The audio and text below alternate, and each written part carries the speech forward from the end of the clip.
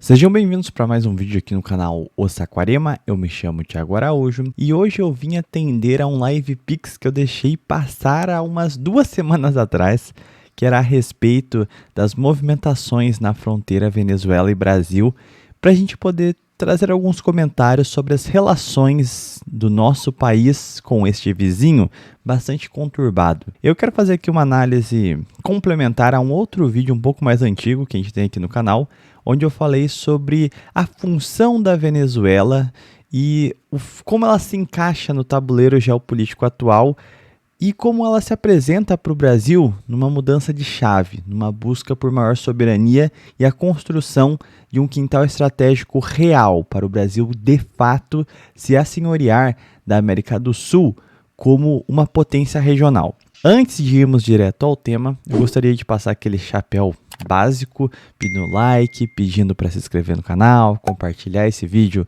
no X, no Telegram, nos grupos de WhatsApp e, lógico, lembrar vocês que nós temos o Clube do Livro, no clube de membros aqui do canal. Então, no Clube de Membros, além de você ajudar a financiar as nossas atividades aqui, nós também temos encontros semanais para comentar obras nacionalistas. Nós estamos terminando o Problema Nacional Brasileiro, de Alberto Torres, e o encontro será amanhã, terça-feira, às 7h30 da noite. Então, se você quiser participar do nosso terceiro encontro, basta se tornar membro aqui no canal, ir na aba Comunidade e tem o grupo no Telegram que é exclusivo para membros. Lá a gente se conversa marcando as datas dos encontros, tá bom? Vamos começar aqui sobre o tema e os eventos recentes da Venezuela. No dia 9 de janeiro, o Maduro foi empossado, ele tomou posse novamente como presidente do país e houve grandes manifestações. Ali a gente estava num contexto onde a Síria tinha acabado de cair também. O Trump, na sequência, fez alguns movimentos para tentar pacificar a situação, entre aspas, né? Mas deu algumas advertências a Israel, ou seja, demonstrando claramente que o seu objetivo, mesmo antes de assumir, já era deixar claro que ele seria o pacificador das guerras, tal como ele falou. Então, ele já fez algumas operações que eu acho que foi de caso pensado. Não sei se o caso da Síria foi, mas claramente tem dedo americano ali. Mas, além disso, nós temos uma pressão muito grande no Zelensky, lá no leste europeu. E aqui, creio que houve uma tentativa real de pressionar e, quiçá, tombar o poder na Venezuela. No ano passado, durante as eleições, a gente já havia assistido uma ofensiva muito grande, uma operação orquestrada onde, aparentemente, mesmo a cúpula do governo venezuelano já tinha rotas traçadas em caso de tudo ir para as cucuias. Aqueles protestos do 9 de janeiro já eram esperados e deu para ver que o Maduro ele já tinha uma política de segurança já pré-estabelecida para conter os revoltosos. Isso fica tudo claro, tem uma entrevista do Maduro recente, deixa eu ver só o dia certinho, foi no dia 27 de janeiro que ele concedeu essa entrevista para o canal Opera Mundi com o Breno Altman. E aqui, no começo da entrevista, ele fala sobre o sistema eleitoral venezuelano, chega até a ser cômico, né? Depois tem algumas questões sobre a oposição e as vinculações com a direita brasileira. E depois tem diversos outros tópicos relacionados às relações Brasil-Venezuela. Bom, recentemente, no dia 22 de janeiro, ou seja, 3 dias antes dessa entrevista, as fronteiras com o Brasil foram fechadas e houve um exercício militar nas fronteiras com o Brasil, que era... nem lembro o nome do exercício, mas enfim. Tudo isso fica muito claro porque a posição do Brasil foi de pressionar a Venezuela, ou seja, fazer coro à pressão norte-americana sobre a fraude eleitoral que se operou na Venezuela e não reconhecer o governo. Postura, não vou dizer inédita, mas por parte de um governo petista é bastante improvável esse tipo de postura. Principalmente porque lá no começo do governo, o Lula estava fazendo todo vamos dizer assim, uma propaganda para tentar aproximar a Venezuela. E agora aparta cada vez mais. Pois bem, o resultado disso foi que o Brasil se tornou possivelmente agressivo à Venezuela. Claro, nós temos problemas crônicos aqui dentro com a imigração venezuelana, que nós precisamos que a Venezuela se resolva para que a gente possa estancar esse problema. Ponto que a gente já é uma economia em decadência e receber uma quantidade grande de imigrantes é, no mínimo, complicado para as condições sociais dos estados fronteiriços. Então, a gente precisa ter um projeto claro de como lidar com a Venezuela, visando, inclusive, solucionar os problemas dela, porque os problemas dela se tornam problemas nossos. Então, é totalmente justo que a gente tenha uma política integrada com o governo venezuelano para a gente estancar esse problema. Eu já vou chegar à conclusão de como a gente resolve esse problema. Mas, voltando a essa questão do fechamento de fronteiras, o que houve ali foi, basicamente, o Brasil, desde as eleições, se mostrou agressivo ao governo venezuelano. Agressivo não no sentido de querer depor, de querer atacar frontalmente, mas agressivo no sentido de que não é mais um aliado. Coloque em xeque as posturas oficiais do governo venezuelano para se aliar com os Estados Unidos.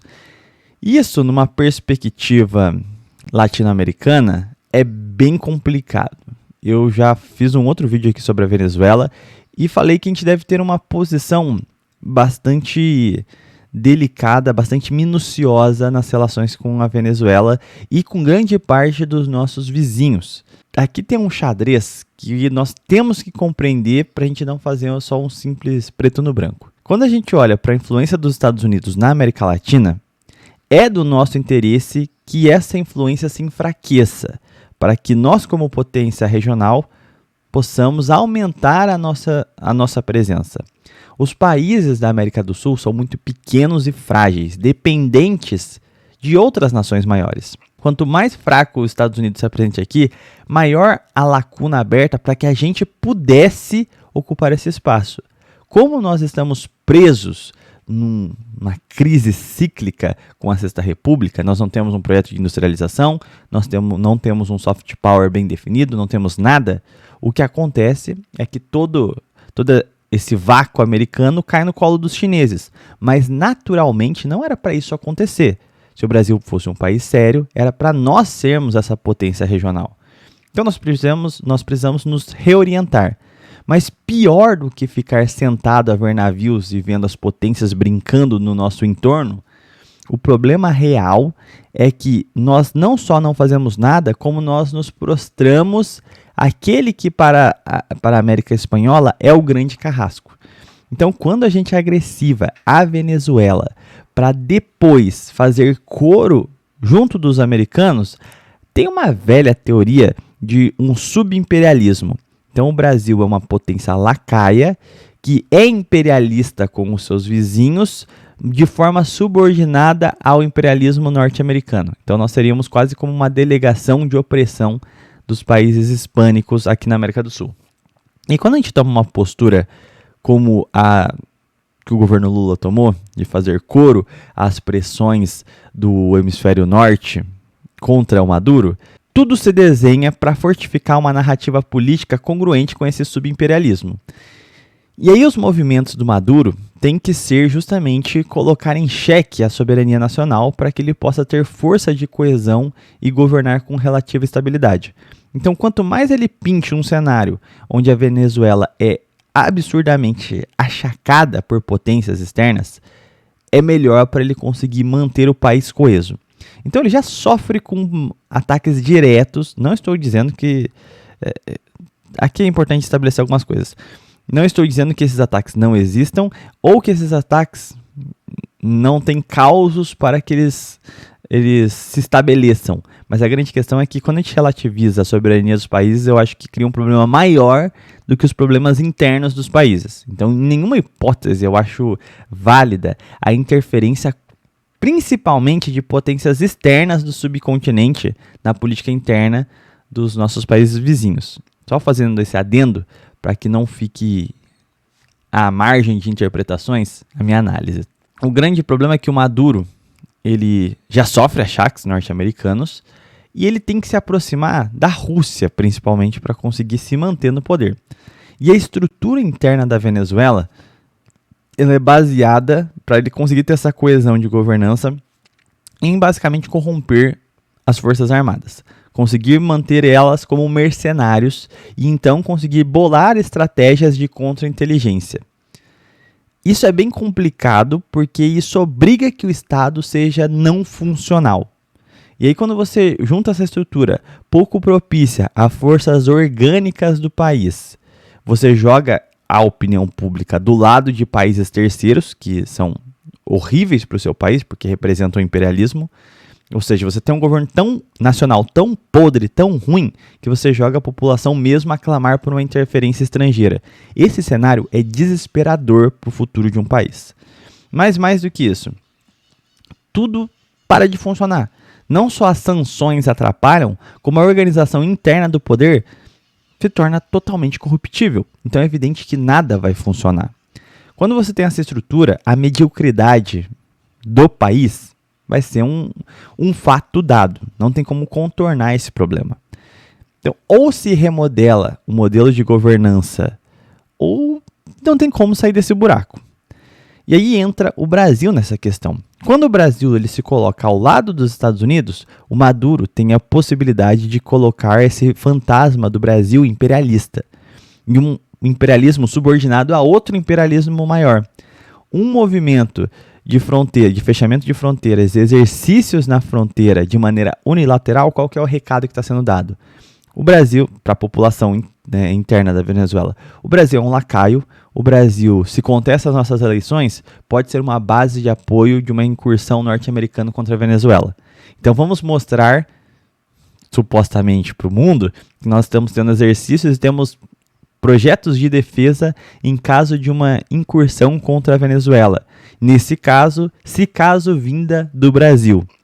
Evidentemente, eu não acho que isso tenha lá muita relevância em cenário internacional, mas é um recado para a população. Nós estamos nos defendendo, temos meios de defesa contra esses países imperialistas que nos cercam. Então, ele tem que usar essas cartadas para colocar a população dele num constante pânico de uma incursão estrangeira. E sendo bem sincero, talvez ele tenha razão. Assim, ele tem todos os problemas de governança que eu já pontuei, mas de fato também tem uma forte pressão para que ele caia do poder e a Venezuela, sendo essa mina de petróleo que ela é, caia nas mãos dos Estados Unidos. Isso é fato. 2 erros não fazem um acerto, como diria o filósofo Hernán Carrera.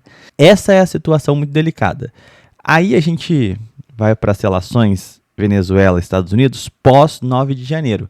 Que o Maduro fez uma demonstração de força, de estabilidade, de poder relativamente satisfatória, ou seja, aparentemente o complô americano dentro da Venezuela tentou dar uma cartada de trazer manifestações públicas, não conseguiu cooptar tantos militares, tal como já havia conseguido lá nos idos de 2017, eu não lembro se vocês se lembram daquelas incursões de rebeldes militares tentando derrubar o governo. Então, o Maduro ele vem demonstrando sucessivas resistências de sucesso contra essas incursões que utilizam elementos internos patrocinados por elementos externos para derrubar o governo. No 9 de janeiro, não fez nem cosquinha no governo direito. Ele conseguiu desarmar, ele já estava preparado para esse tipo de incursão de guerra híbrida, né? Guerra psicológica ali, movimentando a população contra o governo. Mesmo sendo um governo com alta reprovação. Isso obrigou os Estados Unidos a ter que amenizar, e agora o Trump enviou um emissário oficial na posse do Maduro. O primeiro governo latino-americano a ter contato direto com representações do governo do Donald Trump não foi a Venezuela, lambe-saco. Não foi o Brasil, prostrado em uma mini guerra psicológica ali nas relações externas. Não foi nenhum país alinhado. Foi a Venezuela, teoricamente o menos aliado de todos.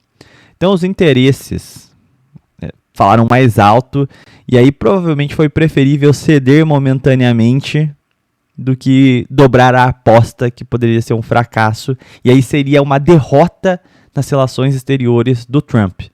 Então ele fez um movimento estratégico. A lição disso é que, se você for forte o suficiente você senta na mesa como gente grande.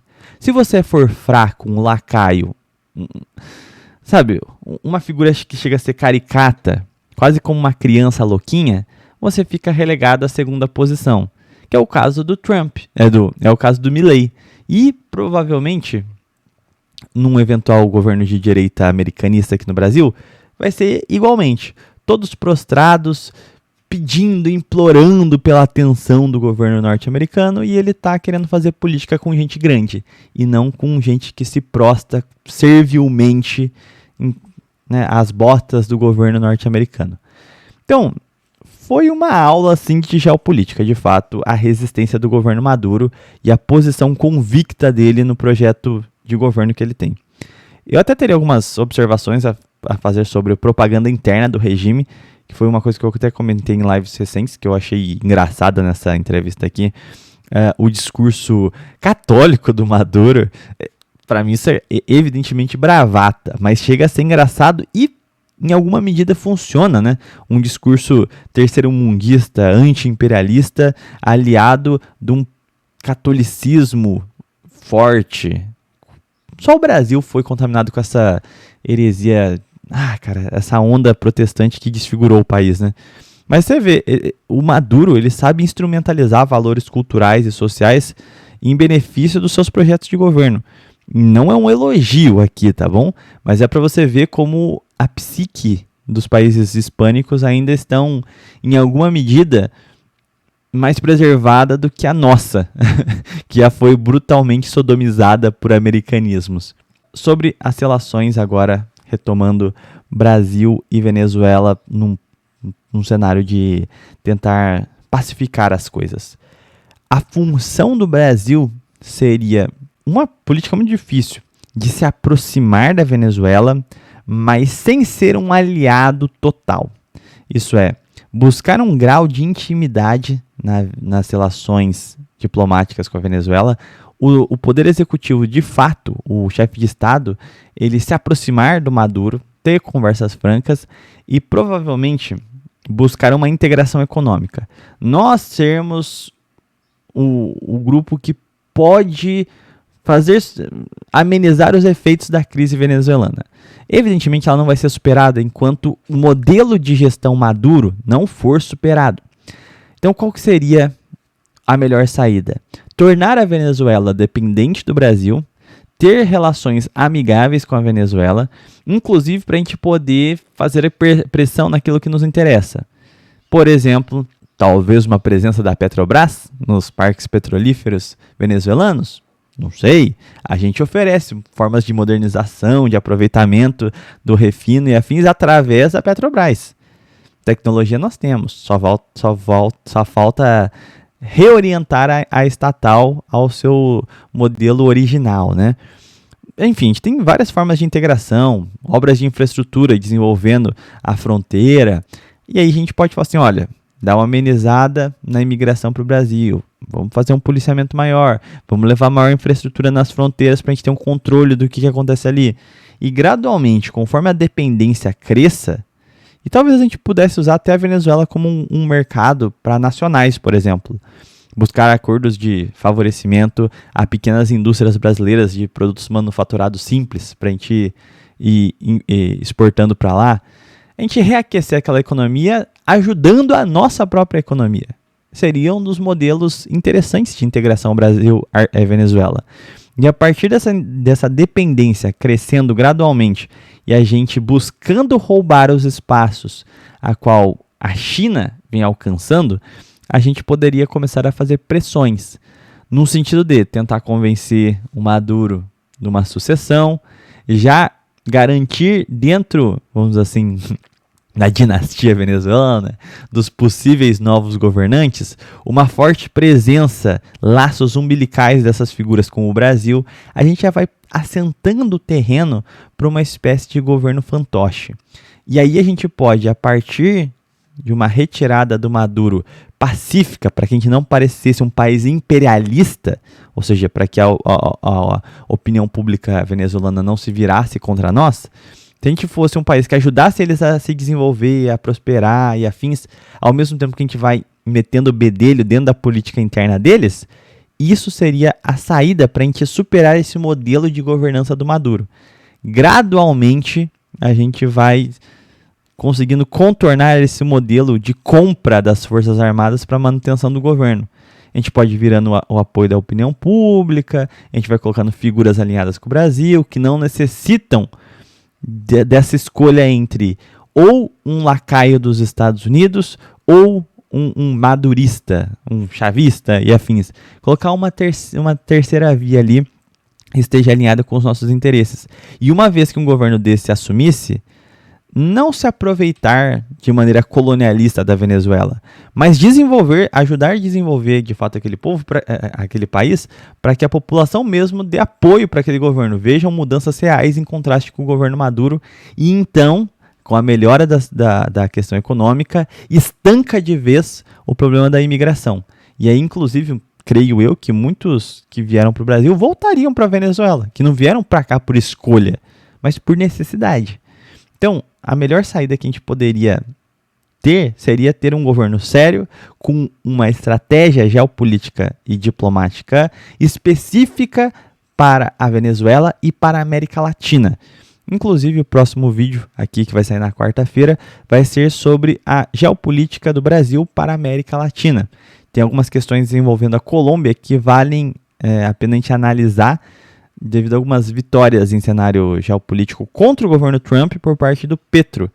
Então, a gente se vê no próximo vídeo para a gente dar continuidade a essa discussão. Enfim, não existe futuro para a Venezuela sem que haja um protagonismo brasileiro, porque é natural que esses países menores dependam da liderança continental do Brasil para superar os seus problemas econômicos, sociais e de integração. Bom, gente, eu vou ficando por aqui. Até o próximo vídeo ou live. Tchau, tchau.